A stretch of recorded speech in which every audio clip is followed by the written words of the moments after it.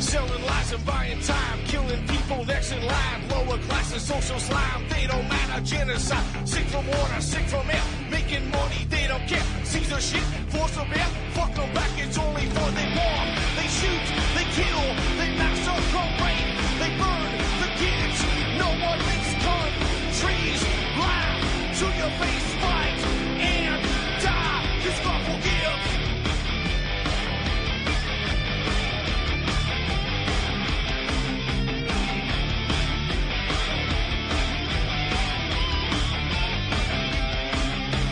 Selling lies and buying time, killing people next in line. Lower class and social side, they don't matter. Genocide, sick from water, sick from air. Making money, they don't care. See their shit, force of air. Fuck them back, that's only fair. They bomb, they shoot, they kill, they massacre, rape. They burn the kids, no one makes countries. Lie to your face, fight and die, cause God forgives. Yeah. Coming back around again.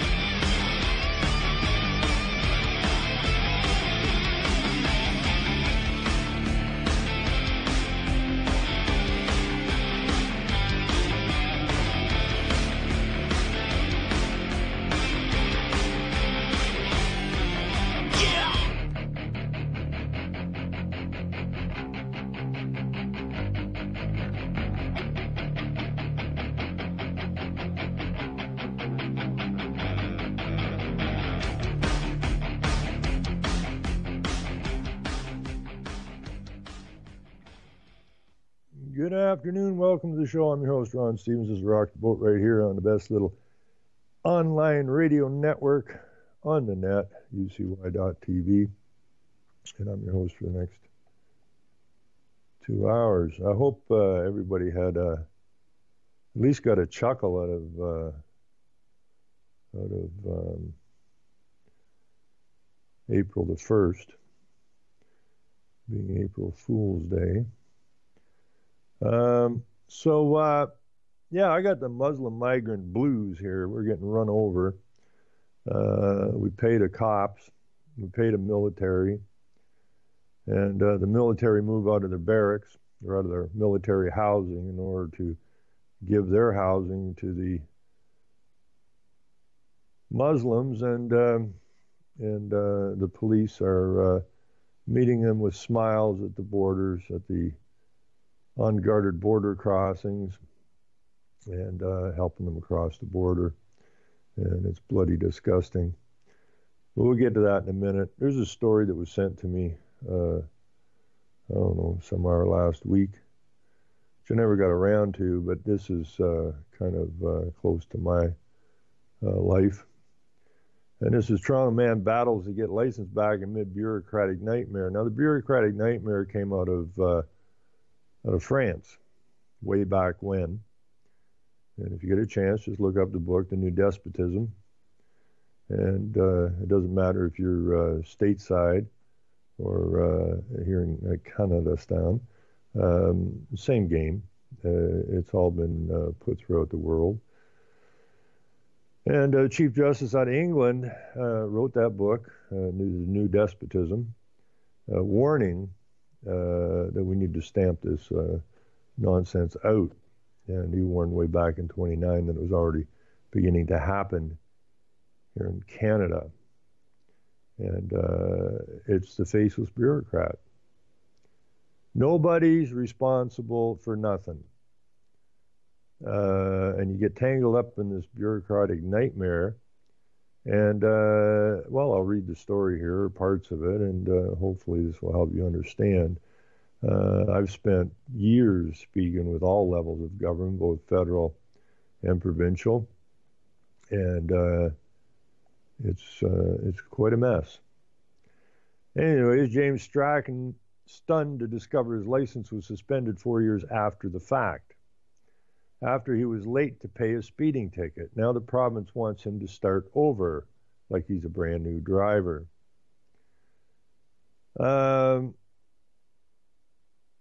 The nightmare stems from him paying a speeding ticket a couple of months late. Strachan is 40 years old, works downtown, lives in a semi-detached house in Leslieville with his dog, a great dame named Nina Simone, and says he has never been in trouble in his life. He had parking tickets, and he did receive a couple of speeding tickets over the years, but they weren't anything serious. The last one back in 2013 was issued on the 401 out near Oshawa, and the citation said he was going 15 kilometers over the speed limit. This is when my nightmare started in 2013. In March of 2013, when I took my mother to Quebec to be part of her brother's 90th birthday party, and coming back, I got pulled over just outside of Bancroft, leaving Bancroft, Ontario, and was told that I was basically doing 2 kilometers over the speed limit. He put his ticket in the glove box and forgot about it. When I got home, I threw the ticket in a drawer in my desk and forgot about it for a few weeks. Okay, that's mine, and this is his story. Weeks later, he got the ticket. Weeks later,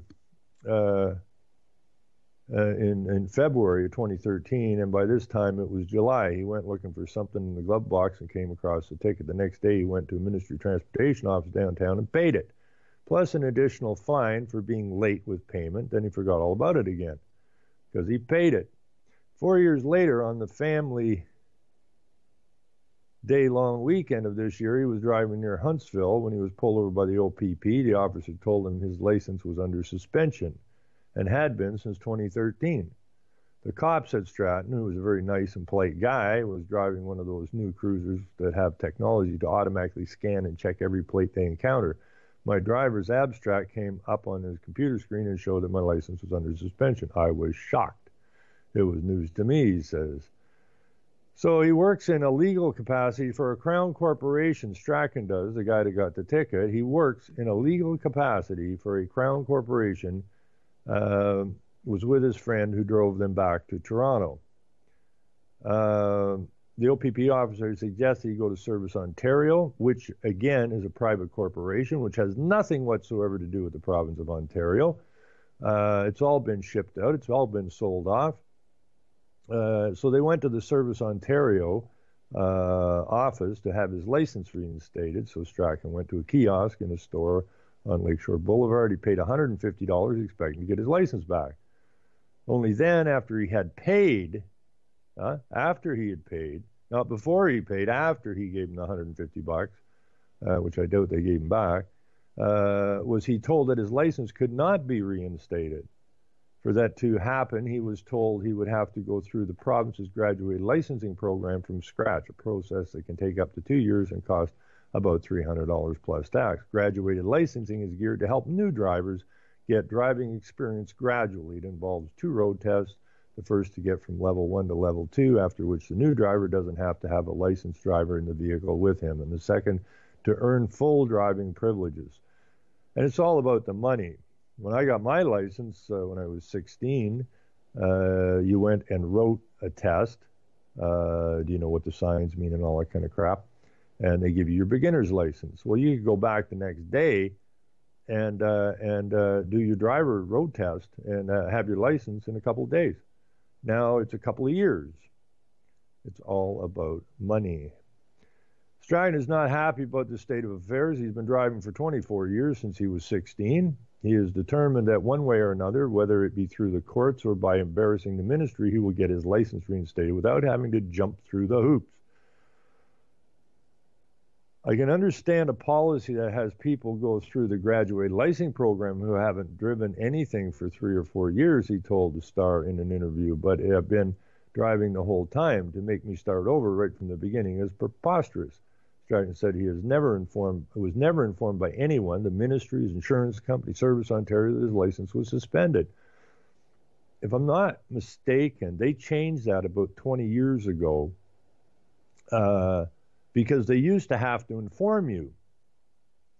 But you see, if they informed you, then you would pay up your ticket and you'd be good to go. Now they change it so they don't have to inform you. So who benefits? All the different ministries benefit because they have a fee attached to all these different ministries. You got a ticket, fine, but the ticket isn't just a ticket. You got to pay victim surcharge. You got to pay reinstatement fees to the MTO, as Ministry of Transportation. So you're not just paying the ticket. Everybody's putting their hand in your pocket. The insurance company loves it when you're not informed, because now if he has to go back as a beginner driver, his insurance rates are going to be right through the frickin' ceiling. So everybody benefits from them not doing their job, which is to inform you. And what they say is, well, it's your responsibility. You should know. So this guy's been driving for 3 years with no license, thought he had a license. He paid the ticket. Now, if you had gotten in an accident, the insurance won't cover anything because he's under suspension. The insurance company's been taking his insurance payments for 3 years, didn't inform him, like, why are you paying insurance? You don't have a driver's license. Okay? Nobody informs anybody. And these are all ways to suck money out of your pocket. I'm not saying the ministry didn't try to inform me, as said. I'm saying that I wasn't informed. The ministry might well have sent a letter telling me of the suspension, but I didn't receive it. Somebody else might have found it in their mailbox, but I never received anything telling me this. Well, that's because they don't have to inform you. That's why. So they're lying to you there.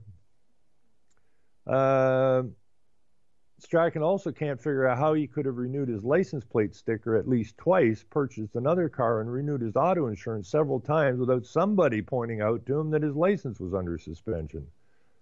Why? Because they're all making money on this game. It's all about the money.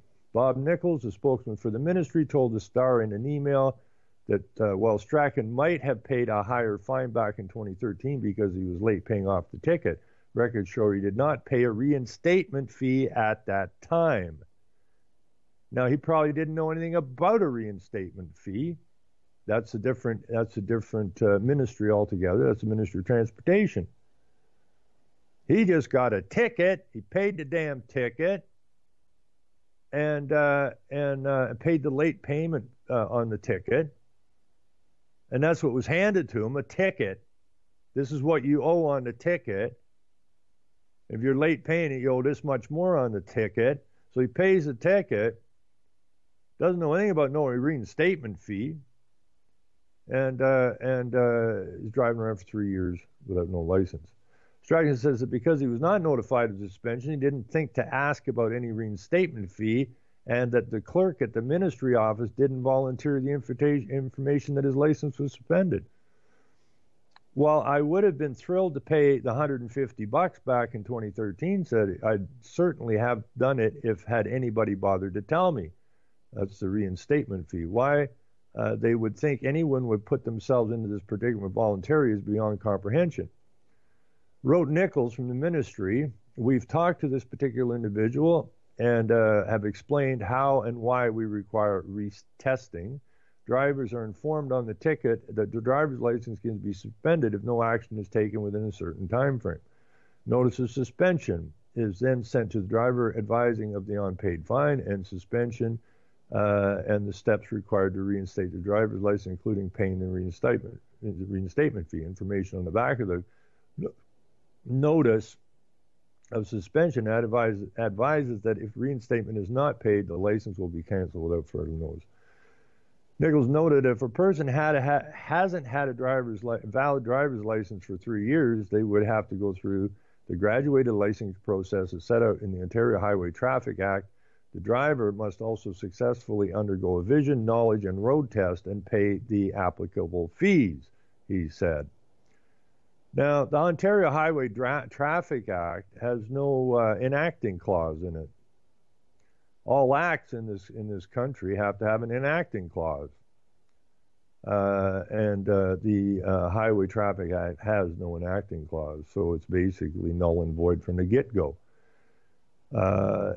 Anyways, Nichols added the suspension was not flagged when he renewed his license plates because the ministry does not require an applicant to hold a valid driver's license when renewing a vehicle license plate and or re-registering or registering a vehicle in Ontario. Strachan called this a bureaucratic bit of nonsense and spewed several things that Nichols had said. I've not talked to anyone from the ministry, Strachan said. To say that the ministry has talked to me is false. When this happened, I wrote Minister Stephen Del Duca to ask for an explanation and asked 9 specific questions. Now, I've written these clowns before, so I know what this guy's up against. So he says, in reply, I got back something that read like a form letter, which did not answer even one of my questions, and it was signed VJ119. Now, I don't know anybody that would call their kid VJ119, but this is to keep them from being responsible. I have no idea, says Strachan, if that is even a person. That, plus a computer-generated acknowledgement of the receipt of a second email, is the only contact I've had with the ministry. Been there, done that. I wrote the minister again, and this time made a suggestion. Section 24 of Regulation 340/94 says that when there's a dispute, a temporary license may be issued while there is an investigation. I suggested they could do this for me while they got this straightened out, but so far I have not received any further correspondence. And if it's true that the ministry does not require a driver's license in order for someone to renew plates, why does it ask for that information on the application? Strachan misses driving his car, but says it's not the end of the world. Yes, he's had to make some adjustment. He can't drive his dog to the beach anymore. He goes to a park closer to home. He plays recreational hockey, but the organization he plays in and the rink are near the northern border of North York, and a return trip on public transit can take him anywhere from 3 or 4 hours, so he doesn't play as often, nor does he see his family as much. He always took transit to work, so that hasn't changed. So where does Strachan go from here?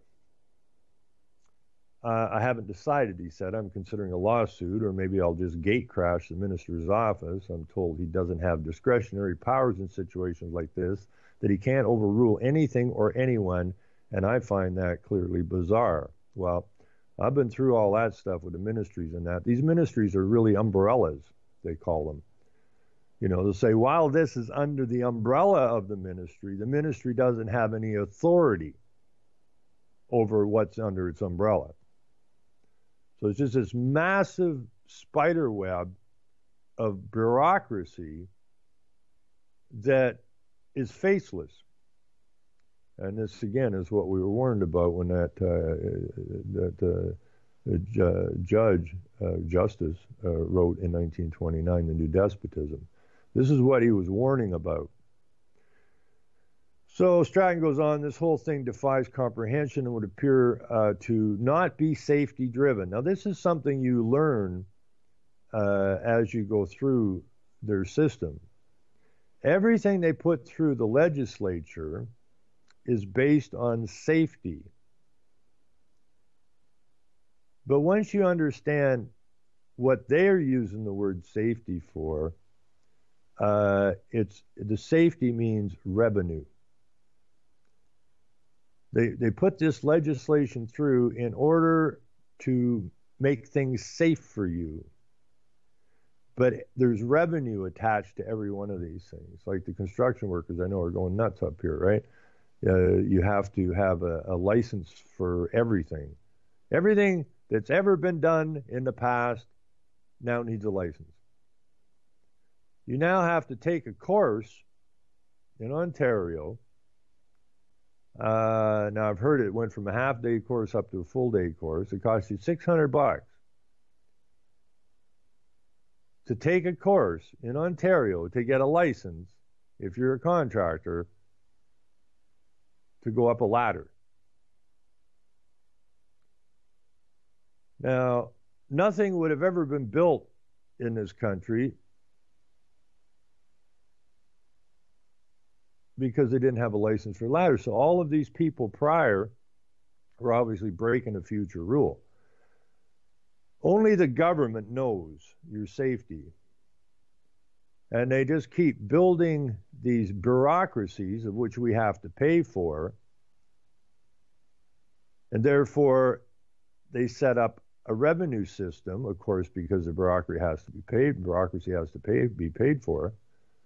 And so, we're hanging ourselves by being even involved in this nonsense.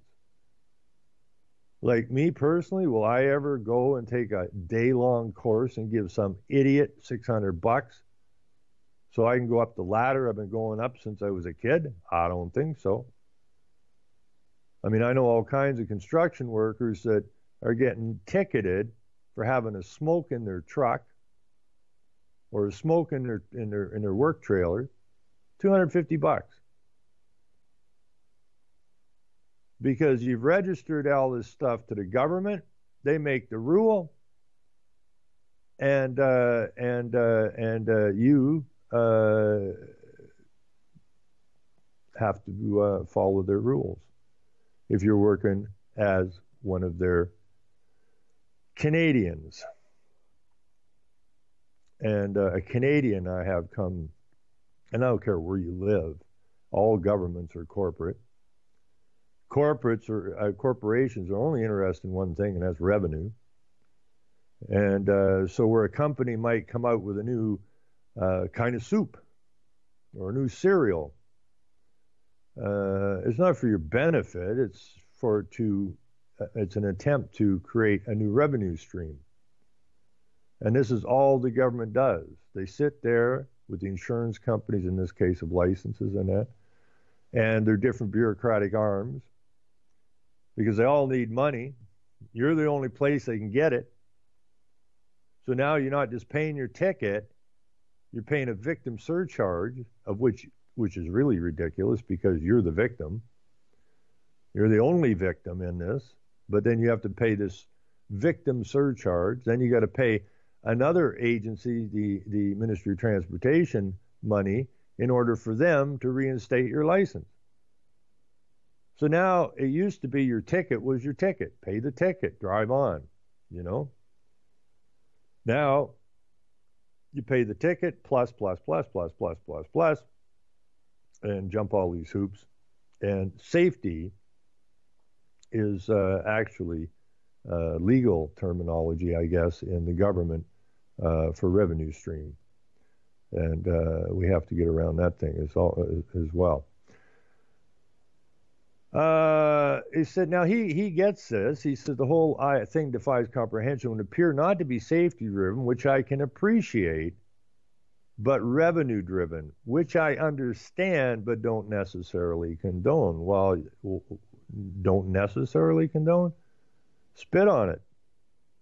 Asked if the Transportation Ministry could tell the Star, which is another left-wing newspaper, it doesn't matter, we got a story here, the number of drivers who have been retested each year because they haven't had a valid license for more than 3 years. Spokesman Nichols emailed back, and you get this all the time from the government, Same garbage answers. Well, yeah, here's a pretty simple question.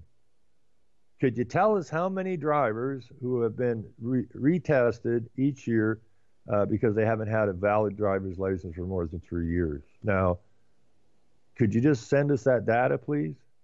The response back is, geez, we don't have that information readily available, but to obtain the data, a special request would need to be submitted. Then we would then be able to provide the estimated time and cost of the request. So this is supposed to be the information, this is public information, because these are supposed to be public ministries. But no, you tell us what you want, and we'll give you an estimated time and the cost of the request. That cost could be anywhere from $1 a page to $100,000 or more. Whatever they decide on. If they don't want you to have the information, then they'll just put a really big price tag on it, and you're shut down. Why do they do this? Because it's a private business. The government is a business. It is not a government. It's a business fronting itself as a government. Stratton said that by coincidence he was telling a friend about his problem, and the friend replied that something similar had happened to him, but that he'd had to pay the reinstatement fee before he could receive his sticker. And Strachan says, I have a feeling this might be bigger than just me, he says. So I'm going to try and get a hold of this guy. There are drivers all over this province who are being screwed over. And one of the reasons they're being screwed over like this, you go right back to the Rockefeller Foundation, where he says anything to get drivers off the road. Okay? And this is where this crap comes from. And like we have this thing here. I don't know if you have it everywhere you live, but I believe it's everywhere in Ontario. It might be everywhere in Canada.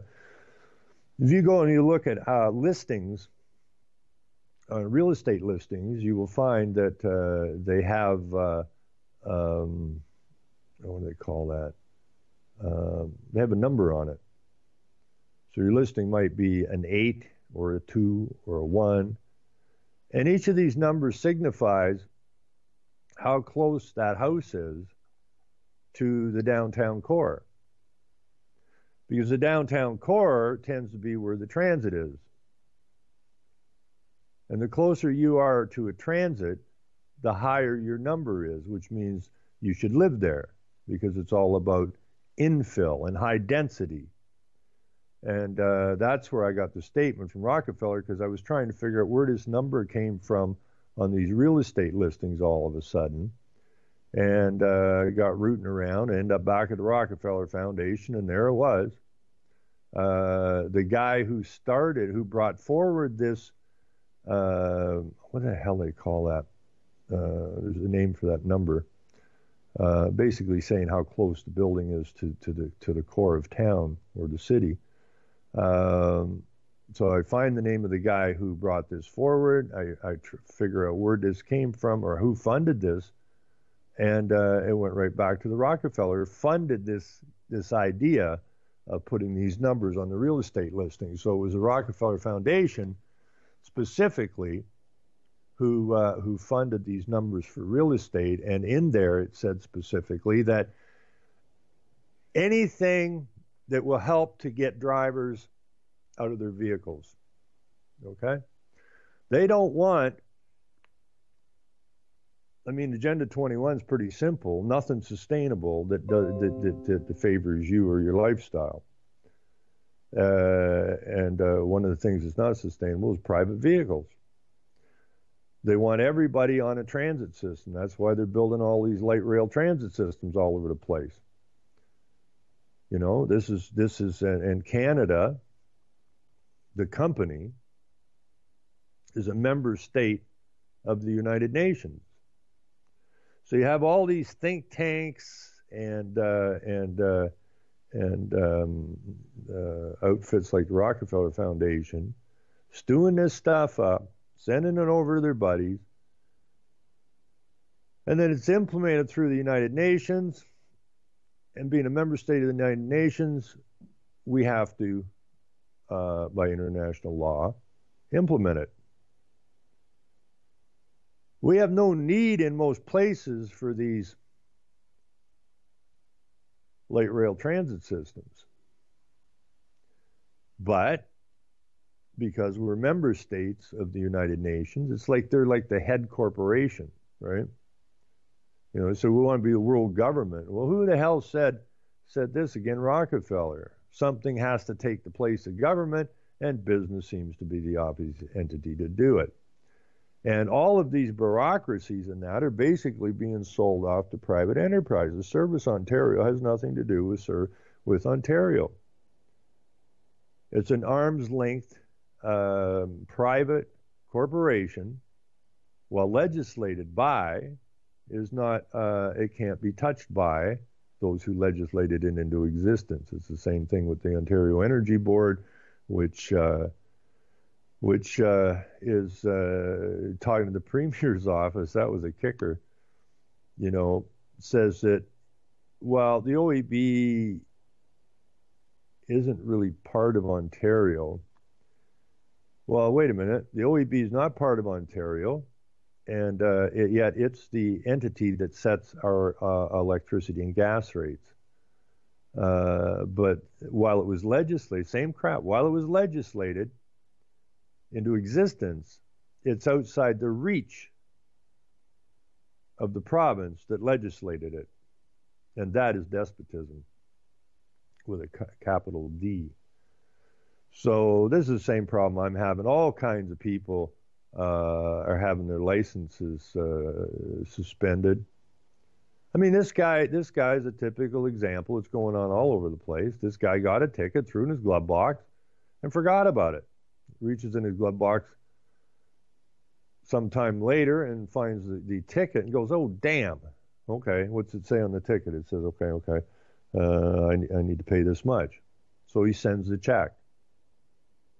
As far as he's concerned, he's fulfilled his obligation. But he wasn't told about all these other obligations, which aren't really obligations. And now he's screwed. Now I'm in the same position. I got that ticket, and the cop says, "You know how fast you're going?" I said, "Yeah, I know exactly how fast I was going. I was doing 110, and the same speed as everybody else." Okay, in safety states, you go with the flow. If everybody's doing 110 and I try to do 80, I'm probably going to irritate the shit out of everybody, and people are going to start ripping around me, and chances are somebody's going to get in an accident. So you go with the flow, which he agreed with. And he specifically told me, he says, "Well, if you're doing 110, I wouldn't have pulled you over." So he's already set the speed limit at 110 because the sign doesn't mean jack shit. It means nothing. But he tells me he clocked me at 112. Well, there's all kinds of ample evidence that the way they gauge their radar equipment is easily out by 2 kilometers. So maybe I was doing 108. But he said, "Yeah, I clocked at 112." And I said, "Okay, well, the only way I was doing 112 would have been when I pulled out to pass that guy who was driving extremely erratically in front of me. He was all over the road, and he was speeding up and slowing down and speeding up. And I have every right to look out for my safety, so I just pulled out and went around him when he slowed down there. So big deal." And then the question was, "Why didn't you pull that guy over?" Because the cop said, when I told him about the guy who was driving erratically, the cop says, "Yeah, what the hell was he doing?" Well, how the hell would I know? Why didn't you pull him over? You agree that I passed an erratic driver, but you didn't pull over the erratic driver. You pulled me over. Why is that? Now, what I should have done was stayed on the side of the road and told him to get his staff sergeant or whoever on the phone and get him down there. I'm sure we could have cleared that up in a minute because I've done it in the past. And so he writes me a ticket, but it's from the speed limit was 80 or 90 K. Now he tells me he wouldn't have pulled me over at 110, gives me a ticket for 112, and then says you're going to back it off a little bit so it won't cost me anything. Well, if you backed it off, then I wasn't speeding because you already set the speed limit at 110. And I told him, I said, "You don't need to do this. You do not have to do this." And he said, "Yes, I do. I have to do this." Well, that's a lie. So I thought, well, all right, Mom's tired. I'll drive home, and I will just simply call the chief or the sergeant when I get home. By the time we got home, it was a long haul. By the time we got home, I was tired. Threw my ticket not in my glove box, but in it was Mom's car we were driving, so I threw it in my desk drawer and forgot about it for a few weeks. And when I remembered it, I thought, oh, damn, I got to phone the staff sergeant. So I phoned him. And I says, like, I got a ticket here that I need you to deal with. So I told him the story, and he says, shit. He said, I could have done something about that, and I've had them do that. I've had them throw tickets in the garbage can before when a cop is obviously lying or doing something else really stupid. And I've just phoned the police station, explain it to them, and they say, yeah, that's bullshit, and they throw it in the garbage can, which is fine with me. But this time he says, damn, he said, if you would have called sooner, I could have done something about it. I said, what are you talking about? He said, well, it's already in the system. What's that supposed to mean? Well, it's already gone into the system, and now it's got to play its way through. And I said, well, why don't you just call the court and tell them to pull it? I can't do that. Once the clerks have put that into the system, the only way getting it out is out through a judge. Well, we don't have judges in the POA courts or the provincial offences court. We have justices who are not judges. They are not lawyers. They know nothing about law. So it's just an administrative body because according to the people who license the lawyers, you cannot practice law without a license. And none of these judges or justices, have a license to practice law, because the only way you can get this so-called license, which again doesn't even exist, is to be a member of the bar. And the justices in Ontario who look after family court and traffic court and all this kind of stuff, which causes people no end of harm, none of them, not one of them, is a lawyer.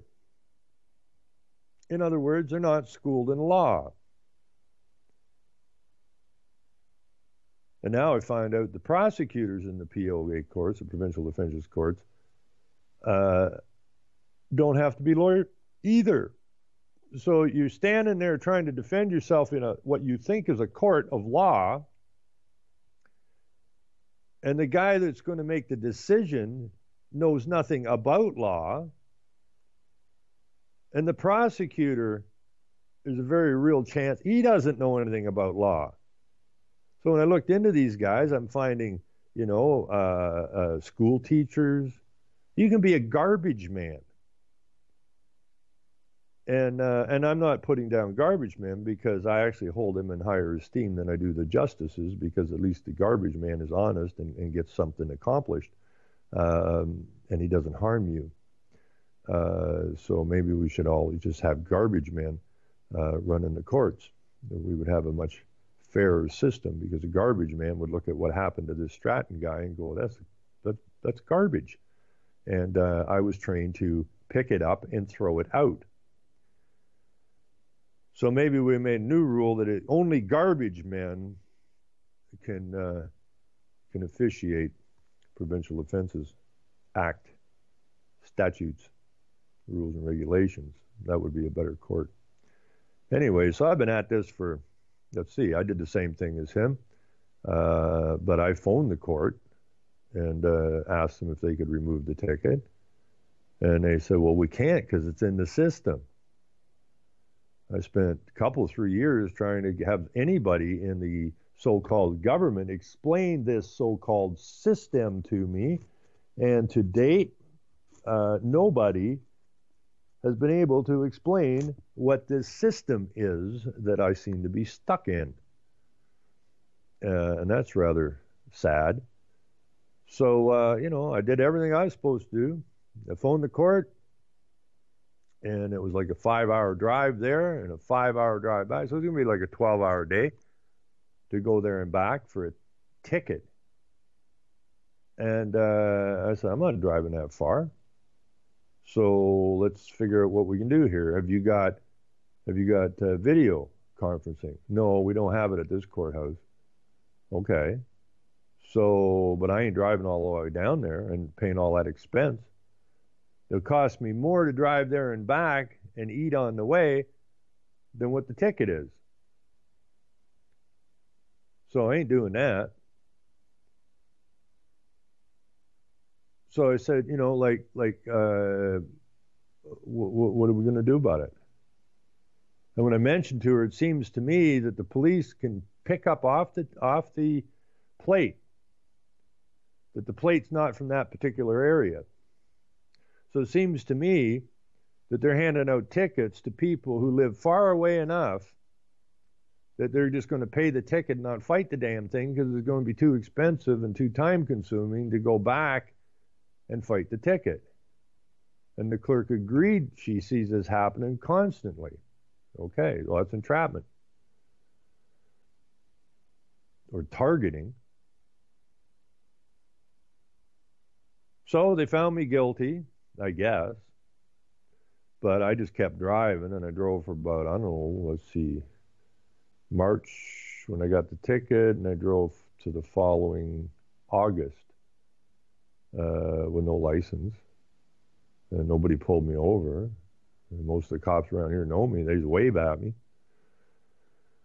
And so nobody pulled me over, and it wasn't till the DGR thing about burning nuclear waste, which apparently is okay, right on the shore of Lake Huron, that I went to get a coffee, and the cop tells me he ran my plate.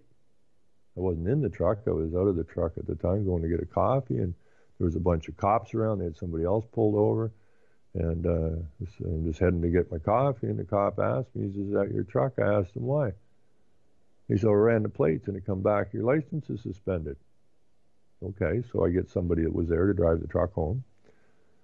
Come in the house and tell my wife. I said, "Okay, so I got the cop says that the license is suspended," and she goes, "How do you do that?" I go, "What do you mean?" "Well, how do you run that plate and tell you your license was suspended?" She said, "That's my truck and my plate. How the hell are you running my plate and telling you your license is suspended?" Good question. But, you know, it's been since August of 2014 that I've been trying to get this fixed. I've been told I can appeal it, but I have to pay the fine and the victim surcharge and the reinstatement fee. And then I had to go to court one day, and there was no way there. And that was the first time I drove the truck since I was told my license was under suspension. So the same cop pulled me over. Then I get charged for driving under suspension, and now I think they want over $2,000 to reinstate my license, and then put me back to a beginner driver, which will drive the insurance through the ceiling, and so on and so forth. And I said, I ain't going there. They tell me, well, if you pay the fine, then you can appeal it. Well, if I pay the fine, you got the money. Just like in this story, the guy gives somebody a kiosk $150, and they keep the $150 and then tell them that they can't help them.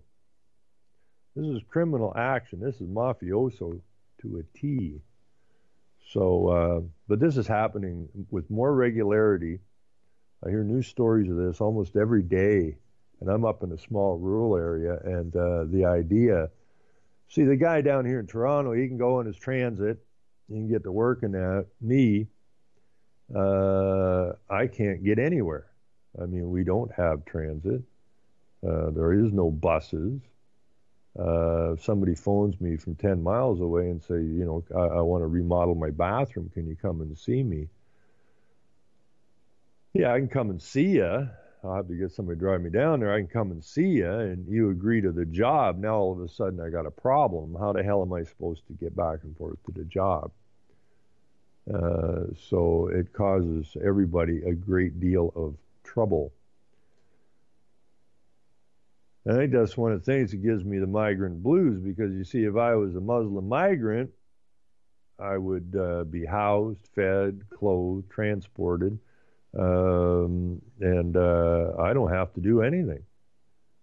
I don't have to do a damn thing. I don't have to worry about getting to a job site. I don't have to worry about nothing. Because while I'm walking, and Stratton over here is walking, the guy from Toronto's walking, and a multitude of other people, thousands of them are walking now. But if I'm a Muslim immigrant, I am looked after. And that is really irritating to me. Anyways, we're going to go and play Muslimville. Where are these stupid stories here?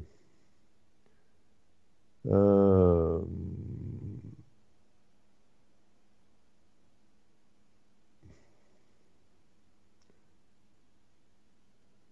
me see what we got here.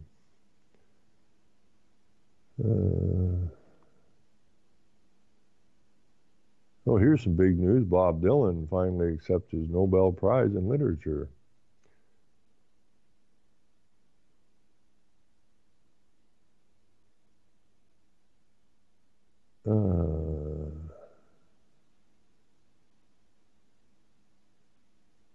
What is this here? This is a story that kind of got me.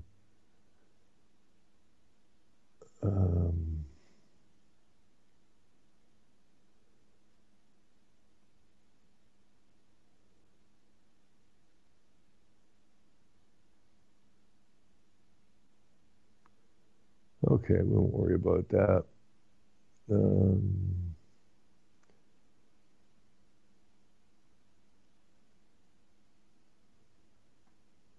A smile and a rest welcome asylum seekers to Canada. In other parts of the world, they aren't as warm as here. Quebec RCMP says. And so they're actually driving up to the border in taxis, getting out of the taxi, coming to this border crossing, which would take no time whatsoever to shut down. It's just a dirt road. You know, the cop standing on the other side says, you can't come here, this is Canada, and if you come here, you'll be arrested. And they say, great. Here's a cop standing here, all dressed up in his gear, pair of bush boots on, a parka, hands in his friggin' pockets. I think they're in his pockets, whatever. But he's standing here. And this is our border security. Okay, this is our border security. A man entering Canada illegally on Thursday holds up his hands as RCMP members prepare to arrest him and two companions. The men crossed the border from upstate New York near Hemingford, Quebec. The three were later handcuffed.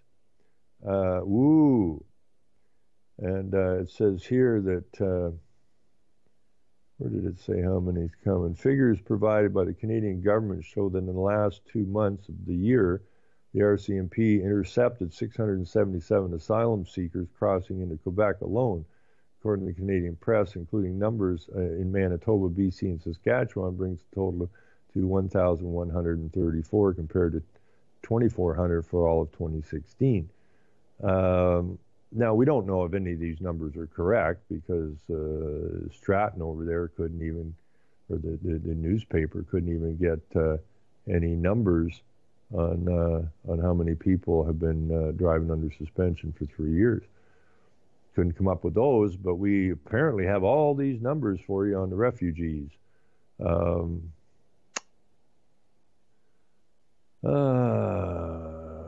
whole world is watching. Images of those arrests have been beamed around the world. Mounties gently carrying children. Mounties assisting women struggling with their possessions once they make it over the ditch. Gaza shakes his head as he describes how the force has given interviews about the asylum seekers to broadcast crews from Norway and Australia to the BBC and China's state television. They tell us they are interested in this story because of the way we treat them when they cross the border. For us, it is a crime. We arrest them, we do our police work, but in other parts of the world, they aren't as warm as they are here in Canada. That warmth, that generosity of Canada's refugee system is a source of pride to many Canadians. It's also a growing source of debate. Just this week, Conservative leadership candidate Kevin O'Leary said he'd use the notwithstanding clause of the Charter of Rights and Freedoms to ensure people who sneak across the border can't claim charter protection and won't have access to benefits.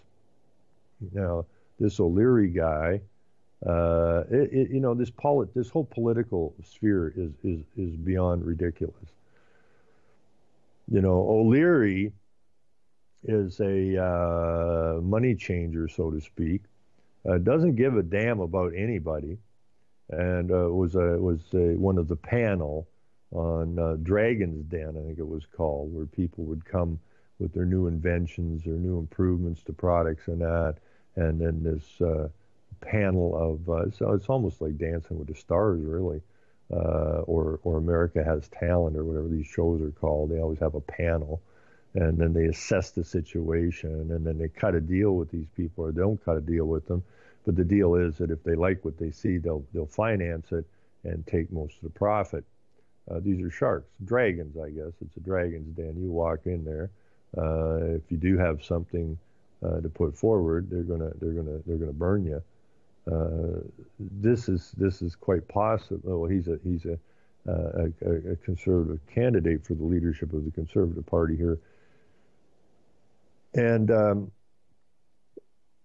so he is playing basically the Trump card, I guess, and Trump, who's a businessman. But then again, see, it's all about business, because the government is a business, according to Rockefeller.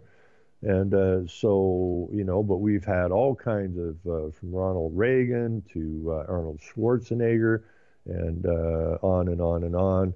We have celebrities and entertainers and business people running our lives for us, and that's nuts. That's absolutely stupid. But people identify with these people. I'm going to vote for Arnold. I like Arnold's movies. Do you know anything about anything else? No, I like the movies. I vote for Arnold. This is beyond stupid. But this is the world we're living in right now. We got to change that. Not to be outdone, fellow leadership contender Maxime Bernier from Quebec vowed he'd deploy the military to the border points like Roxham Road. Now, that's the whole point of this thing. The police and the military are helping the migrants into the country. Now, all of our forefathers who got slaughtered in the corporate wars, believing that they were fighting for freedom, which they weren't, have an opportunity finally to defend their nation. And when I say the nation, I'm talking about the men and the women and children that live here, not the frickin' corporate flag. So the military and the police, who are members of this nation, they are the people of this nation,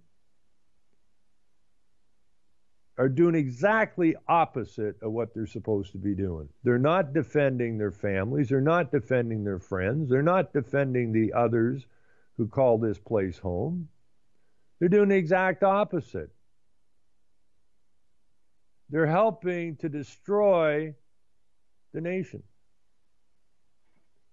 But then they all took their oath. All of them took their oath. That's from the politicians, the police, the military, the lawyers, the judges, all the bureaucrats, all take their oath to serve the Queen, which is the corporation. So they're all guilty of treason because none of them serve the men, women, and children that call this place home. If they did, they wouldn't be moving out of their military housing to allow the migrants to move in. They wouldn't be allowing them in here, period. If the police and the military were doing their job, there'd be no such thing as sanctuary city, because all of those who endorsed the sanctuary city at the city council would have been arrested for treason. So at this point, the military, the police, your politicians, your bureaucracies, your legal system are all working in tandem to destroy the future of the people the legitimate people who call this place home. And this is Genocide 101. And it's time people understand it. It's time the police understand what they're involved in. It's time the military understands what they're involved in. I don't think you can help the politicians because they're all mentally gone. But this idea, you're just doing what you're told to do, was pretty well put to bed after the Second World War. Doing what you're told to do and causing harm is no excuse. You can't go there. You are guilty, guilty, guilty. So my advice to the police and the military in particular is to do your real job. You're trained as men and women to defend, to fight, but you're going to have to turn it around. You have to defend yourselves. You have to defend your families. It's pretty freaking sad. You, the military, and the police are helping these migrants in, and they're being filtered into the political system as fast as they can. And within, I don't know, give it another 3 elections or less, you're going to have Sharia law in your land. So the very people you helped into this country are going to skin your friggin' hide. And that's stupid 101. So you're going to have to change the way you do things, because you have become a threat to your own nation. And if you're going to continue down that road, then I would suppose it's time that people rise up and take control of the defense of their nation. Because if you ain't going to do it, I guess the people are going to have to do it. But I'm hoping that you people see the error in your way. And we have, this is beyond stupid, okay? The Marxists have control. The Jewish Marxists, because that's who the Jews are, have control. They're the ones that set up the multiculturalism. They are the ones that set up the LGBTQ garbage. They're the ones that control the universities. They're the ones that control the press. They're the ones that control the media. But we can never raise our voice against the Jews because, well, 6 million of us were exterminated in the camps in Germany with no evidence whatsoever. Tell a big lie and keep repeating it. That's the secret. And if anybody says anything about the big lie, you jump them. Now, this idea that we can't say anything negative about Islam is exactly stewed up by who? The Jews. This is another big lie, and they've used their first big lie, and it's worked very, very well for a very long time. So let's do the same thing with the Muslims. This is all a Jewish war against everybody else on the planet. Make no bones about it. Now, if they want to haul me up in front of the whatever they call their Jewish League, feel free. I'd love to sit down and chat with you. You want to haul me up in front of the Human Rights Tribunal, which is really stupid because I can't possibly be a human. In order to be a human, I would have to agree with the Human Rights Commission that I believe I evolved from a great ape. Well, that ain't never coming out of my mouth, so I don't really qualify as a human, so I guess you can haul me in front of the human rights, but you'd be talking to a man, and you don't have any authority over a man, and I ain't a monkey, so you just don't have any authority. So I've been waiting for years. I've had a couple threats, but I've never had anybody haul me in front of any of these outfits. I'd be more than willing to go and sit down and chat with them. Do I fear them? Not a hope in hell. I know what they are. And I know the truth. And I know the lie. And the truth, I know they're amoral. I know I'm moral. I know I speak truth. I know they speak the lie. So, I got a much better hand than they got. Okay, so here we have some of our little Marxist friends here talking about some stuff. Others have warned that suspending the agreement. This is Montreal. I got to do this first. Montreal immigration lawyer Eric Selfer represents many of the asylum seekers who've made the journey down Roxham Road. His office in Old Montreal is filled with young men awaiting their date with immigration officers who will decide whether they stay or go. It doesn't say anything about his office is full of mothers with young children. It says specifically that his office is filled with young men. This is the infantry. This is the Jewish infantry. Okay? Without the Jews, there'd be no Islamic Muslim migration. Wouldn't be happening. Who set up the UN? Who started the wars? Who bankrolled the takedown of Russia? Oops. What the agreement does, it forces people to enter Canada by any means that they can find, whether it be hiding in a car, crossing through the woods, or finding any other kind of method of crossing. Well, you're not welcome here. If you want to come here, you come through the front door. If you want to come through the side door, through a window, or through the back door, guess what? That's akin to you breaking into my house. It's exactly what that is, because this nation is our house. And if you're coming in, breaking into our house,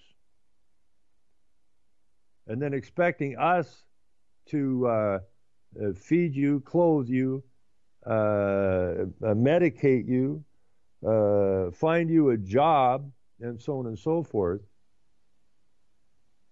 If somebody busted in your house with those demands, well, you're not going to accept that.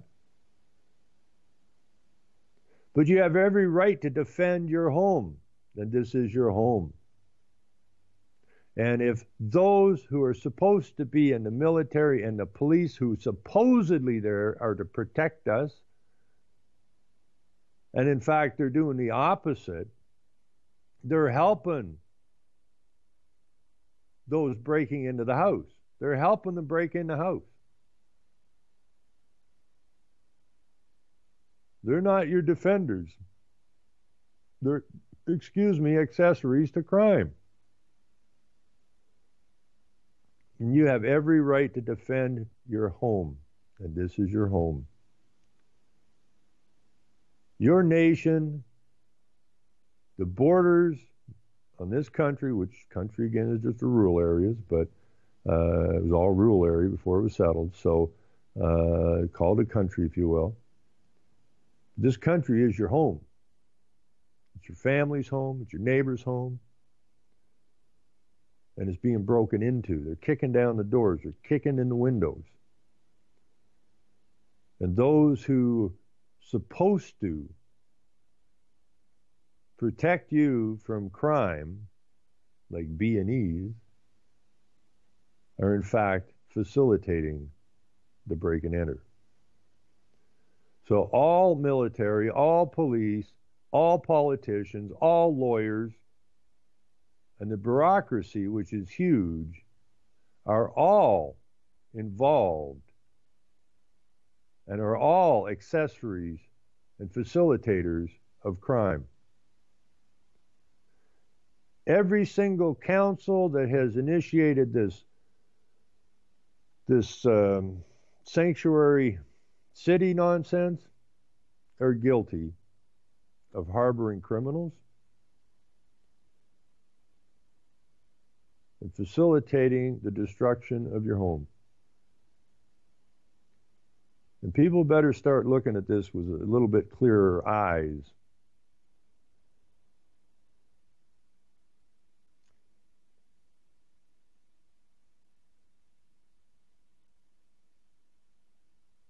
Now, this is what the agreement does. It forces people in. Okay, yeah. Well, others have warned that suspending the agreement would only add to the number of refugees arriving in Canada. For some residents of this northern corner of New York, an area that voted for Hillary Clinton in the last year's presidential election, the exodus is disturbing. They consider it a sign the U.S. dream of equal opportunity for all.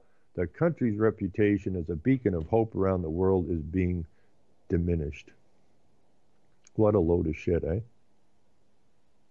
So we have a place here in the northern corner of New York who voted Democrat, and where the hell who's helping facilitate the migrants?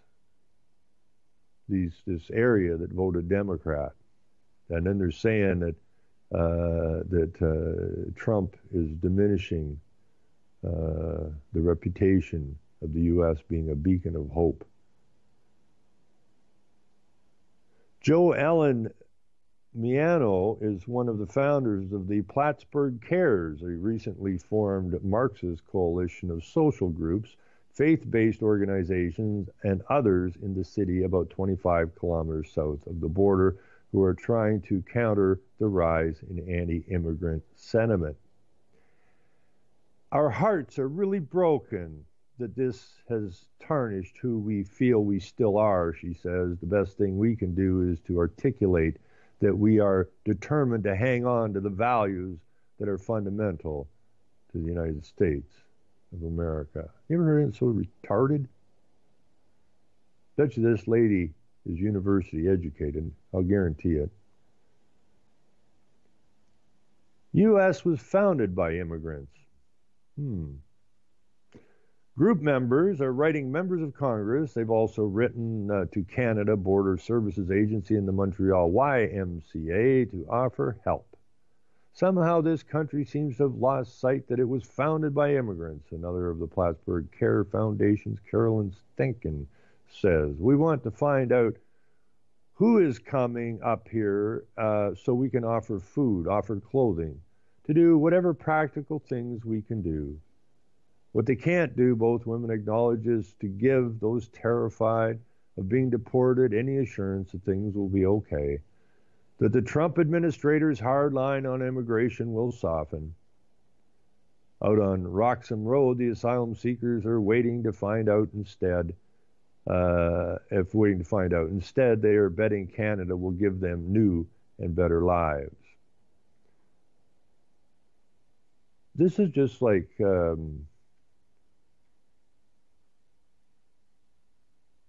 don't want to call it a nightmare, maybe a bad B movie, but this is bad news right from the get-go.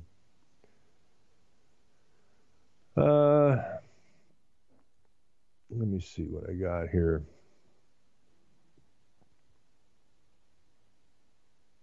You know, it is so abnormal now, completely abnormal. Now we have another story here from Canada, why refugees are choosing to cross into Manitoba instead of Saskatchewan. Saskatchewan is one of 4 provinces that doesn't provide refugee or immigrant legal aid. So Manitoba is seeing a dramatic increase in refugees traveling over its land border from the United States to claim refugee status in Canada, according to figures from the Canadian Border Services Agency. So why isn't Saskatchewan seeing the same rise? Manitoba immigration and refugee lawyer Bashir Khan said the prairie provinces with their open fields and lack of forests are the ideal place to attempt a land crossing without stopping at the border. Khan has represented at least 125 asylum seekers in the past 5 years who have made their way into Manitoba. But while Manitoba offers legal aid to refugees, the provincial government confirmed in an email that Saskatchewan is one of 4 provinces that does not. It's a lack of access, lack of availability of justice, basically, Khan said. New Brunswick, Prince Edward Island, and Nova Scotia also only provide legal aid for criminal and family members. If someone is making a refugee claim in Saskatchewan, they have to spend their own money from their own private funds to hire a lawyer, and they simply do not have any money, Khan said. The lack of aid is leading many refugees to choose Manitoba over Saskatchewan. That was certainly the case of one of Khan's clients in 2014, Jamali Bibi. Bibi, who was accused of adultery in Pakistan, was working as a cook in Saskatoon, which is in Saskatchewan. Khan and Bibi hired a lawyer in Saskatchewan to do her refugee claim hearing, but then ran out of money and couldn't appeal her case. Eventually, Khan accepted her as a client out of Manitoba. I only became her lawyer at the end of the process when she was getting deported, and that's when I realized how horrible, unfriendly, and unwelcoming Saskatchewan was to refugees claimants who have no money. Most Canadians don't have any money, by the way, for a lawyer. The vast majority of people here have no money for a lawyer. Or they have money for a lawyer to get it started, but then the lawyers say, okay, well, I need more money, and eventually people run out of money, which is not what you would call access to any kind of a justice system. Let's see, what do we got here? Meanwhile, Manitoba Canadian Border Services Agency said last month that 410 asylum seekers crossed the border from April to December, up from 340 year before and 136 year before that. Both the CBSA and the RCMP have said they don't have a number for people who are crossing over into Saskatchewan that didn't use the official border crossing. Khan said people who claim refugee status at the border crossing are generally sent back to America under the Canada-U.S. Safe Third Country Agreement. Those who bypass the border to make their claims, however, are protected under Article 31 of the Geneva Convention treaties, according to Khan. That, again, is the United Nations. The article states that no country may penalize refugees that enter the country illegally. You hear that? Now, our land here, Canada, and the United States are both member states of the United Nations. And we're part of this nonsense. Those who bypass the border to make their claims, however, are protected under Article 31 of the Geneva Convention treaties, according to Khan. Now, if I'm not mistaken, Geneva is in Switzerland. You know, when I was a kid in school and we were talking about World War II, which is still pretty recent, the questions would come up is how the hell did all of Europe get the shit bombed out of it, and this little tit-ass country called Switzerland wandered through 2 world wars totally unscathed? How is that possible? Oh, they were neutral. They were neutral. Well, why the hell didn't France and all of the other countries, England, all of the countries that were bombed into oblivion, why didn't they just claim neutrality? That would have basically put a stop to any war. But Switzerland somehow said, oh, we're neutral. And nobody, it's okay, Switzerland's neutral, so avoid bombing Switzerland, please, everybody. Hey, no problem. If they're neutral, what the hell? So Geneva is in Switzerland. Go find out how much UN shit, World Bank shit, WHO, the World Health Organization, all out of Geneva, Switzerland. Wonder why it never got bombed? where the architects of this hell on earth hang out, one of the places.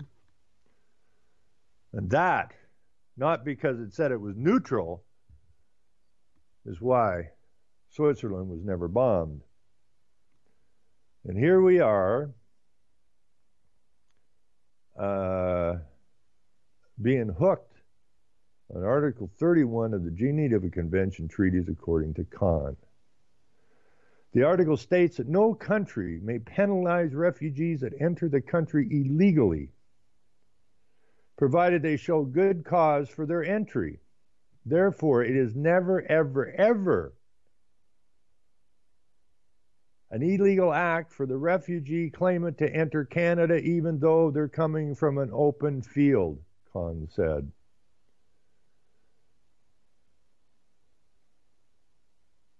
Now, this, if you take this back, I forget what the guy's name was, the guy that went through the British are coming. To use, if we had the Geneva Convention back then, and Paul Revere, right? If I'm wrong, pointed out. Riding through the town, the British are coming, the British are coming. Now, if then was today, oh, well, good, we should get some clothes and food for them, and we need housing for them. And, yeah, that's great. Open up that border. Let them come. This is how backwards everything has gotten. That's why I say you got to rock that damn boat, because the boat's upside down, and we got to get it righted. You got to get back to some reality here. So, according to the Geneva Convention, or at least that article, no country may penalize refugees that enter the country illegally. Well, why in the hell would anybody even attempt to come through the front door?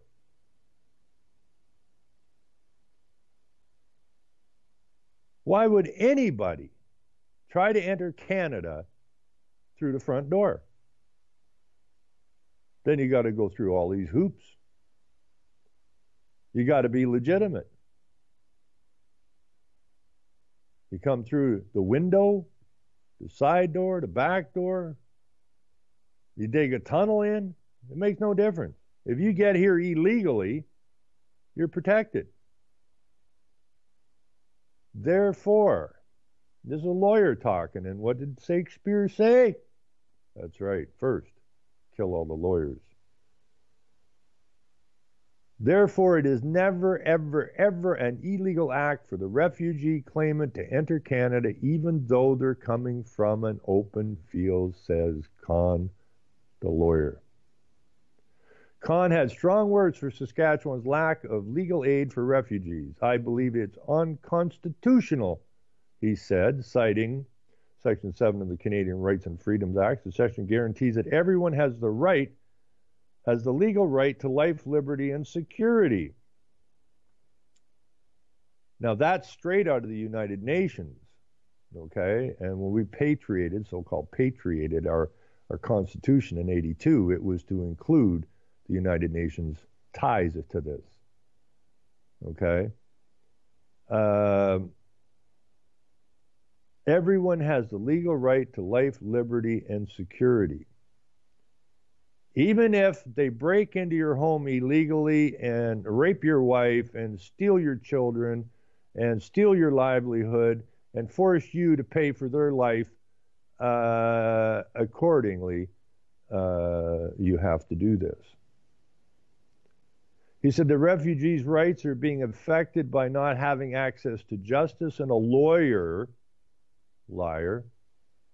and are being unable to pay for one. CBC, the Communist Broadcasting Corporation, has reached out to the Minister of Justice on the matter and is waiting for a response. Right. Now, when I called the Ministry of Justice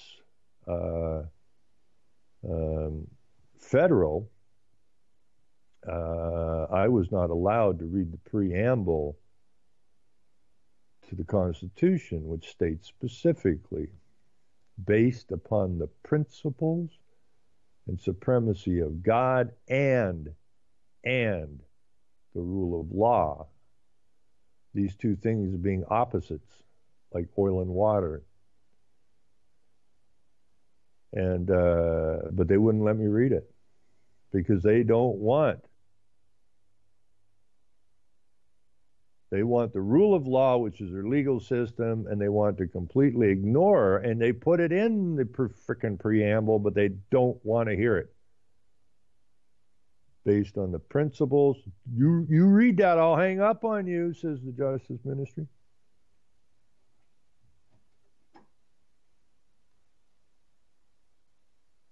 It's really pathetic. As for whether the legal aid funding for refugees is going to change in the near future, the CEO of Legal Aid Saskatchewan said it's unlikely. I'm given to understand that whatever the envelope or funding amount has not changed, is not likely to change for the next year. The federal government provides provinces with legal aid funding, although the provincial governments are responsible for managing administration of their own legal aid programs, according to each jurisdiction through its own legal aid plan determines eligibility and the scope of the legal aid services. The Legal Aid Saskatchewan is to offer services for refugees. In order for Legal Aid Saskatchewan to offer services for refugee claimants, the province would need to reach out and ask for additional legal funding from the federal government. If the Ministry of Justice felt it was appropriate to undertake this, though, through legal aid, then it would be the responsibility of the Ministry of Justice to ask for that funding to be applied from the federal government. Khan said that aside from being better in terms of financial aid, Winnipeg is home to a large and vibrant African community that attracts refugees.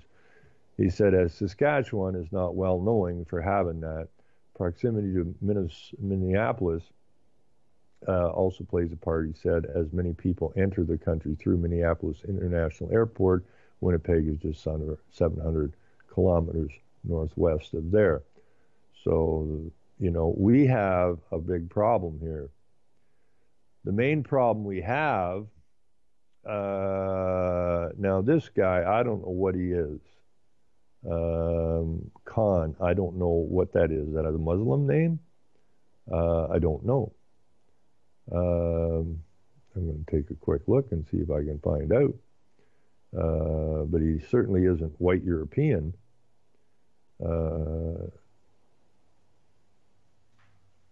There's very few, the white European blood in this nation is losing its grip. It's being handed over to everybody but. Let's see what we got.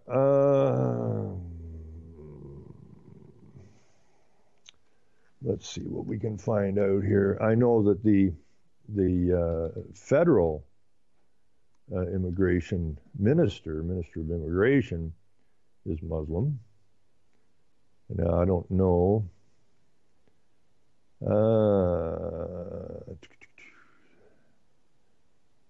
I see Sunni Muslim here.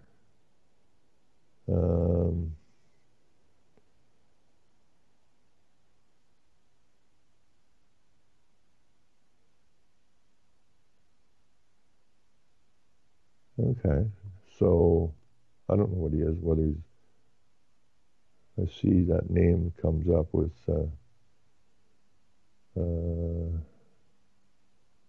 Sunni Muslim, but I'm not 100% sure. I'll put this in the chat, and if somebody's listening and they want to look it up, you can just look up why refugees are choosing to cross in Manitoba instead of Saskatchewan. We'll bring up the story in the Communist Broadcasting Corporation.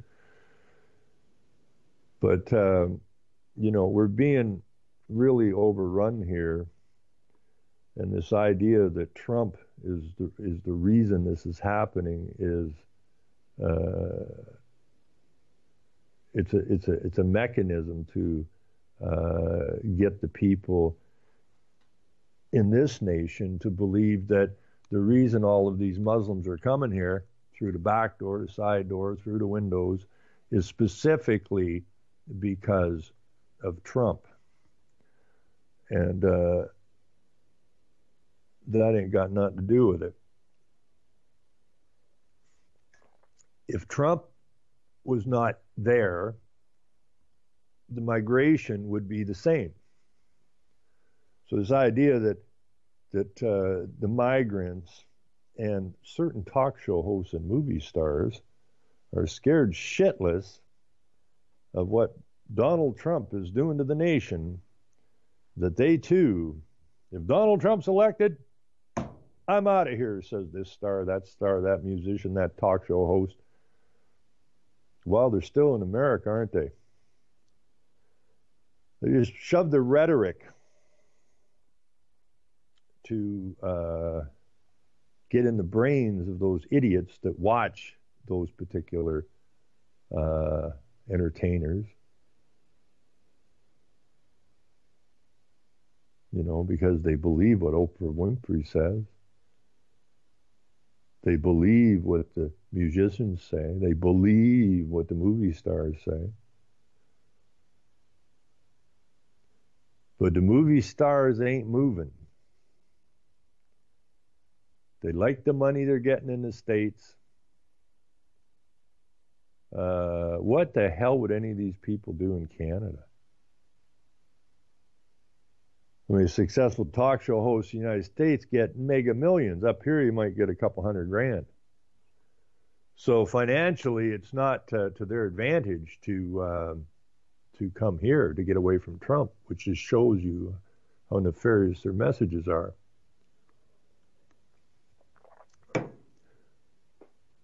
We got to get back somehow to. I think what we need to really do is just put on our boots and start kicking ass. We need to start citizen arrest on a massive scale. That anybody that does not have the interest of the nation, and if your interest is to overrun the nation with a group that wants to destroy your nation, then anybody involved in it ought to be arrested. And that's the one thing that everyone has the right to do, and that is arrest anybody. If they're breaking laws, if they're causing you harm, if they're participating in something that looks like it's going to cause you harm, then you have a right of arrest. Then we'd have to arrest all the judges, the entire military, the entire police force, the entire political system, and so on and so forth. But we're going to have to do what we're going to have to do. But we can't put up with this shit no more. You know, that meeting I went to yesterday at the old Orange Hall, if you didn't listen to the show last night, I got to tell you, one of the O'Brien who spoke there, his wife, I don't know if she did all this herself or not, but man, oh man, I still got a few left here. And as soon as this show is done, I'm going to be chewing on them. Everything there was homemade. They had real milk there, raw milk, and the most delicious freaking homemade donuts without the hole in them. I don't know if they still qualify as donuts, but, with filling in them. And all organic, all homemade, and bloody freaking delicious. No chemical in that.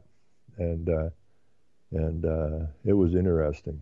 And I got a call last night, just before I went on air for the show last night, from a gentleman that was at that meeting, and been invited to go speak at a landowners association meeting, of which I used to be a member years and years and years ago.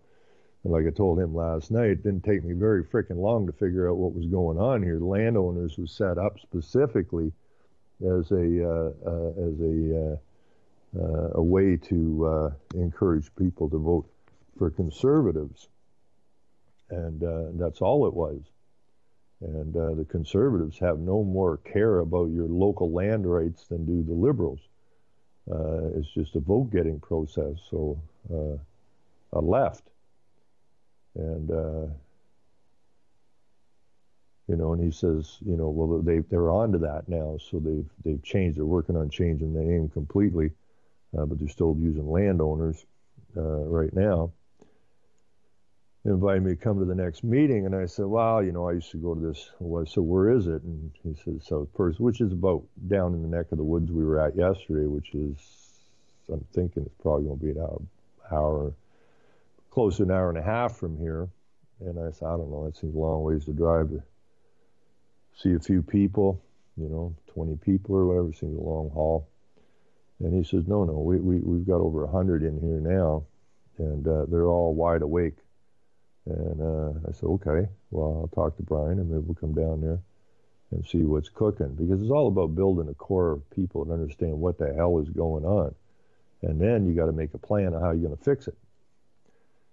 And what I see too long is there's so much rhetoric about, this, that, and the other thing. And you can talk that till you're blue in the freaking face. And everybody can be completely knowledgeable. But if there's not a plan to do something about it, nothing's going to happen. So it becomes a total waste of time. If you have a bunch of knowledge and you're not going to act on it, then what do you need the knowledge for? You don't. It's just a waste. So hopefully, after I talk to Brian, we will set something up and we'll go down to that meeting. And it was really nice. I used to be in meetings all over Hell's Half Acre. But they have me walking right now, and I don't want to get into the position. Others I know who just said, enough of this. I got to make a living in that, and end up having their vehicles stolen, and eventually, once you get nailed so many times for driving under suspension, then it becomes you can't drive again ever, which is 10 years or whatever. It's a stupid system. So I've been taking my time here, and I know that there's no enacting clause, and I know they have no jurisdiction, and I know that the provincial offences courts are a complete sham. I know all of this stuff. I also know that if I don't go about this right, I'm going to get the vehicles towed. I'm going to end up back in court. I'm going to end up with a bunch more shit on my head. So we're just going to work this through, and hopefully it's done soon. And then I'll put an ultimatum to them, and then we'll see where we go from there.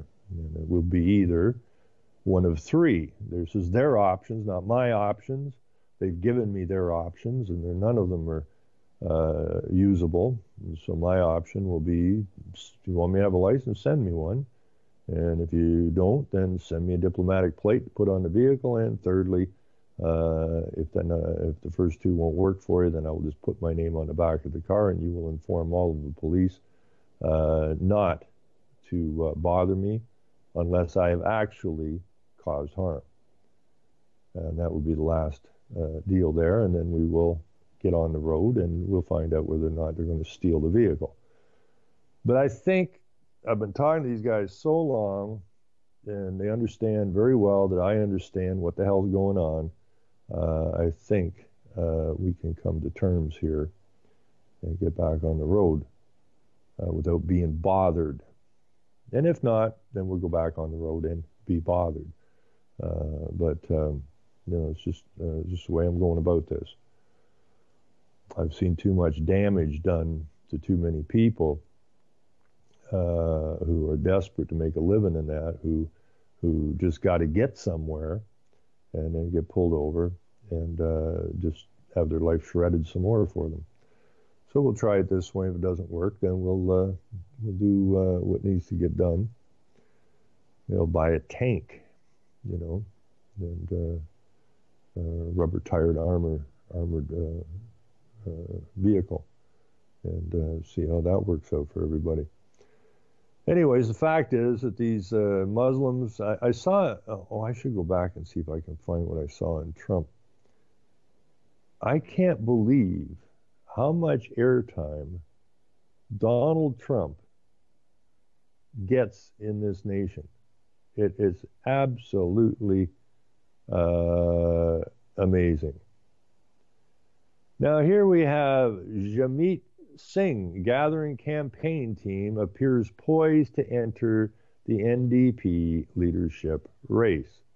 Now, as I've been telling people for way, way too long, we have got to get active.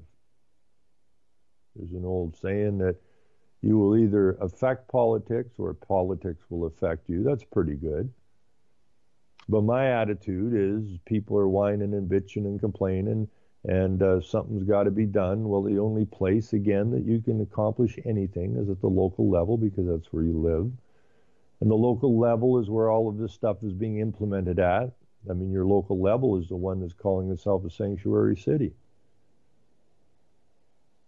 Now, we need to get a hold of those local councils. We have got to get the majority vote in those local councils. If we don't, they will fill up more, not with just white Europeans pushing the agenda, but every color under the sun pushing the agenda. And if people cannot, that was one thing. I was talking a little bit yesterday. I gave a little talk after Brian was done, and that was one of the things that really seemed in that room to perk these guys' ears up, and their eyes got all bright on me, which was kind of cool. But when I brought up, that we have to go get control of the local councils, they all sat up real straight and their eyes got real bright. And I explained how simple this is. And that's one of the reasons I want to go down to the landowners meeting, the next one, whenever it is to push this a little harder to people who supposedly get it, and see if we can't start a core to encourage people to run in the next municipal elections, which are in the fall of 2018. So we've got a lot of work to do before then. But when I just gave them the numbers, depending on the size of your of your neck of the woods, it depends on the size of your council. Okay, now most of the councils around my neck of the woods, which is north of Toronto, most of the towns north of Toronto they average between 3,500 and 8,000 people. That's the general size of these things. The biggest town that we have within 50 miles of me is 20,000 people, which is still relatively tiny. So, your councils are going to run between 5 and 7 councillors, including the mayor. And the mayor doesn't have any authority on anything anymore. It's always the city manager or the CAO. They're the ones that set the agenda. They're the ones that are trained in implementing the international agendas. The council, for the most part, don't have a sweet bejesus clue what's going on. Some of them do. There's the university Marxists. But generally, most of them don't really know what's going on. It's a part-time thing they do. And the administrator of the municipality, he looks after everything, or she looks after everything. And the council's not told that these guys were specifically trained to implement the international agendas into the local community. And it's presented them in such a fashion that it makes the people on the council feel like they're doing something good. But it is the city managers who set the agenda for the council. So they're the ones that are in charge, not the council. The CAOs are not elected. And that, again, goes right back to the New Despotism, 1929. Look it up, read it. And so, when I brought up the numbers to these guys, the numbers are pretty simple. You run 3 to 1.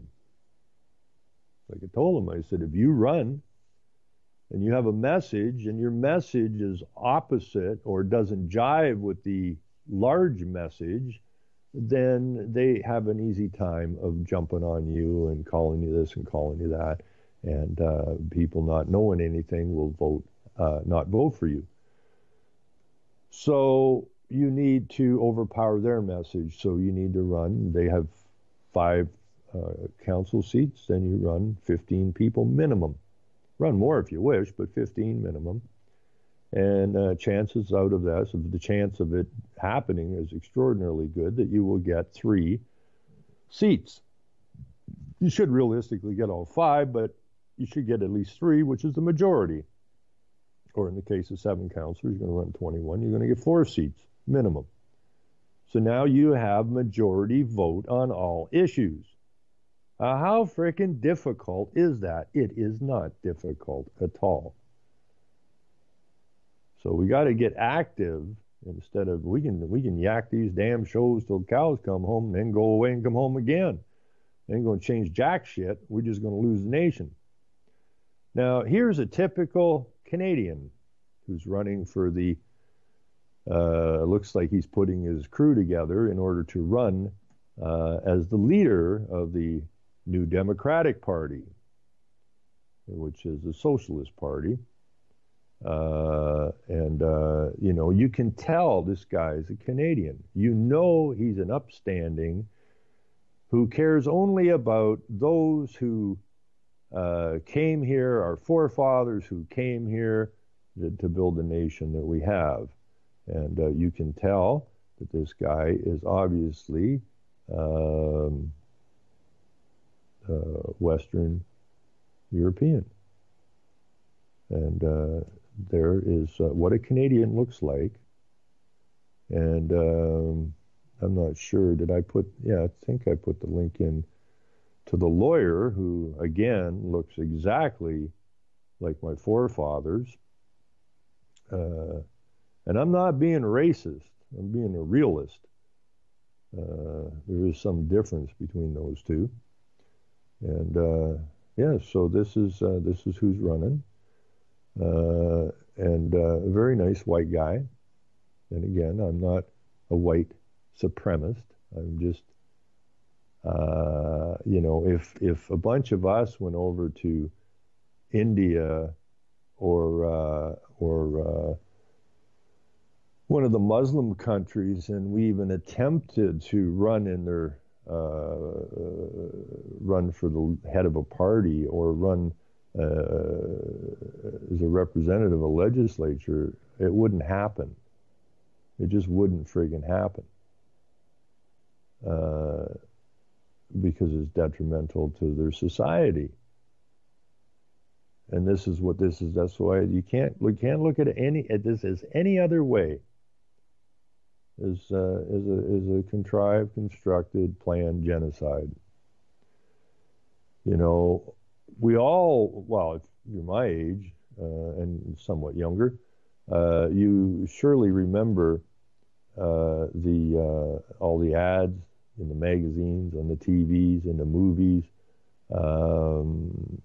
about Planned Parenthood. They didn't say it as Planned Parenthood, but having a child was extremely negative because, well, it's very expensive.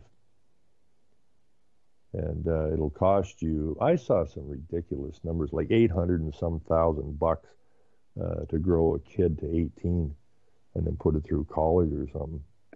And why would you want to work that hard and spend all that money, you know, which is just going to irritate your life anyways, when you could go on vacations with that money or buy a new boat or put an addition on your house or renovate your house or buy a much sportier car. And the propaganda at that time was just overwhelming, you know, front page news things and all this. Don't have any kids. And if you're going to have a kid, for God's sakes, have one. Or maybe 1.5. The 1.5 you can have, but you don't want more than that. Now, there's a lot of short people wandering around now, so I'm just wondering if those are the half kids, because I don't know what a half kid looks like. Top half, bottom half, split in the middle, I don't know. But this is their data sets. But the propaganda all over the West was, there's too many people, you have a duty not to have any kids, the environment's in trouble, yada, yada, yada, yada. And the whole propaganda was to drive us down below replacement value. That was the whole problem. That was the whole game. Then, once that's accomplished, well, we need immigrants. You people didn't have any kids. Who's going to pay the pensions? You stupid asses, you should have had some kids. Well, wait a minute, you've been ragging on us not to have any kids. Well, you listened to us? Too bad. But now we need immigrants. Who's going to fill the jobs? You didn't have any kids. We got to have immigrants. Without immigrants, the whole nation's going to collapse. So we got flooded with East Indians. And now we got flooded with Chinese. And out in Richmond, British Columbia, they actually erected a big, huge stainless steel bust of Stalin with a smaller Mao on Stalin's head, which is Richmond, British Columbia, has pretty well been taken over by the Chinese. Surrey, British Columbia is almost 100% East Indian. 122 different languages spoken in Toronto. Toronto, according to the media, says that the concentration of Muslims in Toronto is greater than anywhere in North America. Ouch. Ouch. The Toronto, if not one of the top, I think it said the most diversified city on the planet. Like Hong Kong is basically Chinese. And in Japan, it's Japanese. And in Saudi Arabia, it's Saudis. So, wait a minute. They have their societies. Yes, but we're not deserving of one. So we have to diversify. I mean, we're laughable, really. I mean, our nations have become laughing stock of stupidity. So now we need migrants because, why? Because apparently the armies of the West have bombed the shit out of these places and caused all these people to be stateless, homeless, whatever. In other words, they were created over many, many years and saved up until they had a big enough infantry to swarm across the West. And with our agreements with the United Nations, we have to bring these people in here. We cannot stop them from coming in here.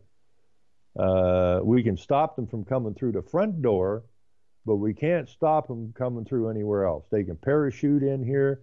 They can tunnel in here. They can walk through the fields of the prairies and wander in. And we have no right to stop them. In fact, we're obligated to take them. What's it say here? In Canada, it's not Canada, it's the Muslims, etc., a bunch of diversity. Does Israel take Muslims? Well, of course not. Israel is part and part of Israel and the United Nations were both created by the same people. It cost hundreds of millions of innocent lives to create the United Nations and Israel. And that is our enemy. Real and truly, and our own governments are our enemy because they're agents of these two outfits. They're agents of Israel and they're agents of the United Nations. And if you follow it all back, it's all Jewry.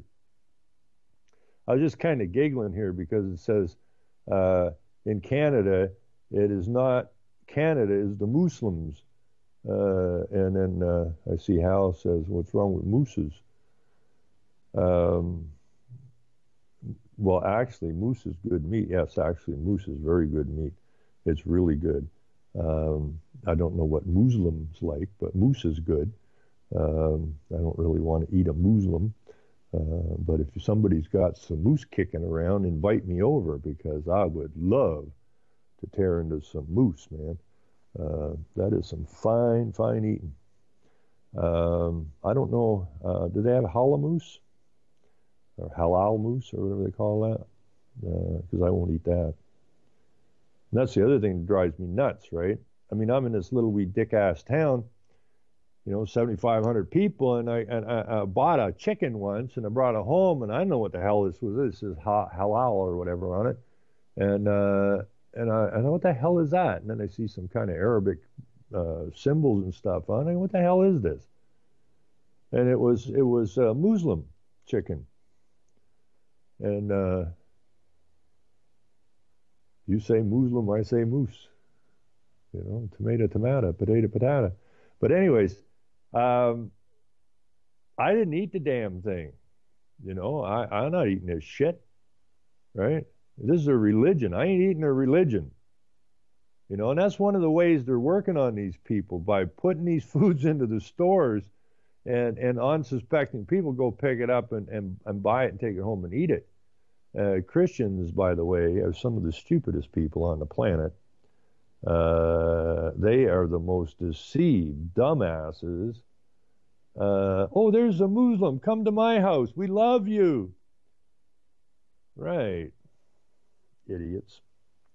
But this is how deranged societies become.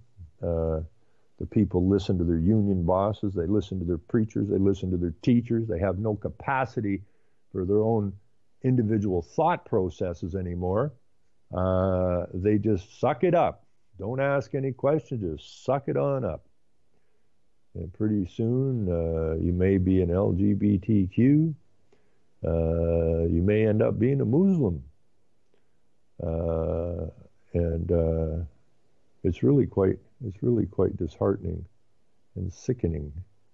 I'm going to throw this picture I put in here. And this guy, he left a note on it or something, or he liked it or something, and it's, I forget what his first name is, but he's Smitherman. And Smitherman, his brother, was head of health here in Ontario back in, I think, the Harris days. And he used to wear a like a little blue suit, light blue suit, because Smitherman, the minister of health, again, was gay. So now his brother is they're trying to get a new political party or some bullshit going, and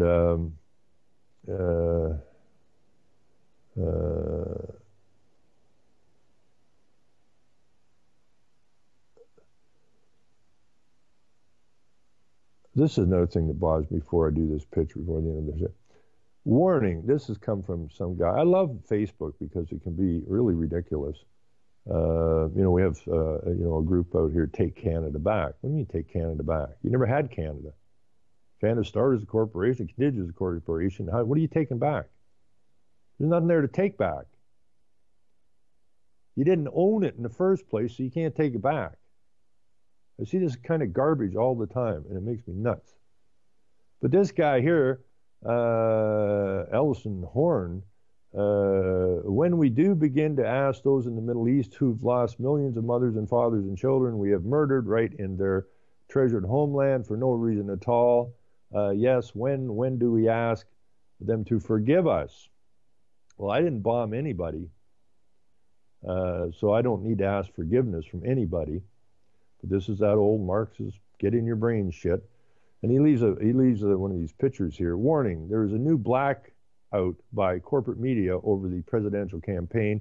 Instead of the news media being a watchdog of the American people, it has become a lapdog of the government and political establishment. A primary source for the truth of what is happening inside our government is through WikiLeaks. Document what you see and experience today because it will have historical value for generations to come. And I wrote him a letter, and I said, truth via WikiLeaks? Now that is funny. And he writes back, true, it publishes the truth. And I said, Assange, or however you spell his name, is a UN globalist corporate mouthpiece. I think you may be confusing truth with deception. Has Assange WikiLeaks been wrong yet? If so, when? I can't recall them being wrong. Now, this is another idiot, but Facebook and everywhere else is full of them. And there's not much I can do about it. I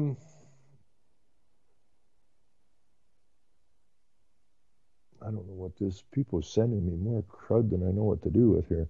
Anyways, I got a kick out of this because Smithermans, whose brother was the Minister of Health, who was gay, and I put this thing up, Satan was a lesbian, and I put our Premier of Ontario was a lesbian, and so I just found an old, I don't know what this is, an old magazine cover or something, and I just pasted her in here. And so Smitherman likes this. Satan was a lesbian, and so his brother's gay. And it was, we've been warned about this, so I'm just going to put this in here. If you get a giggle out of it, great. If you understand it, even better. If you don't, well, nothing I can do about it.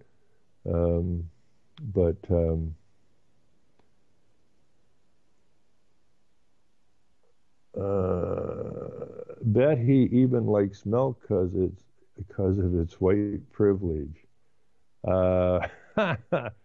Actually, yesterday when I was at the meeting, I was on my way out. We had to be somewhere else, and I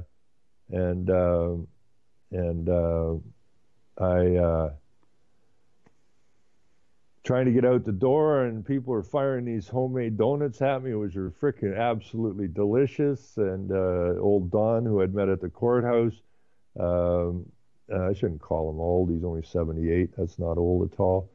An old Orangeman anyway. And an Orangeman, not an old Orangeman, an Orangeman. And I'm trying to get out the door, and my ride's waiting.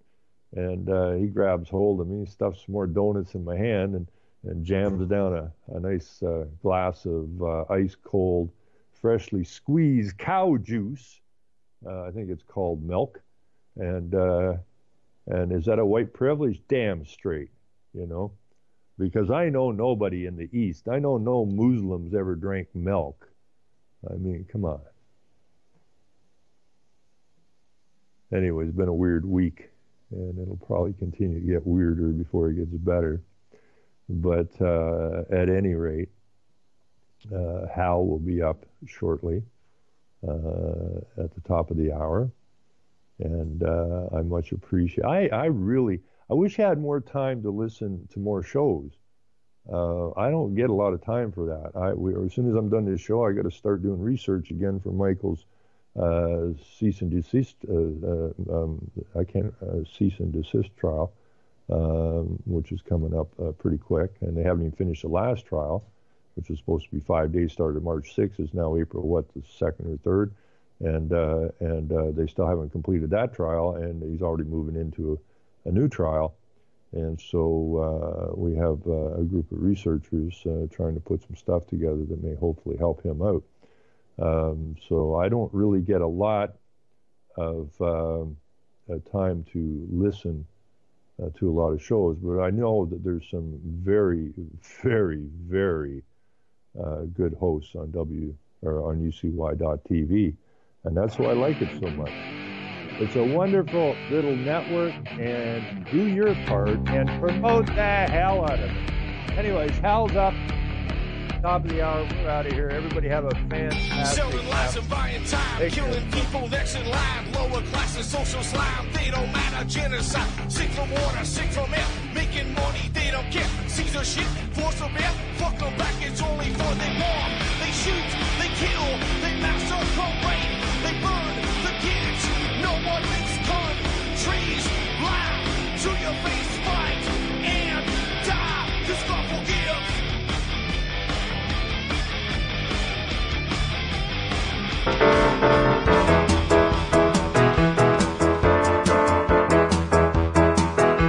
This is JJ Against the Law. You're listening to UCY.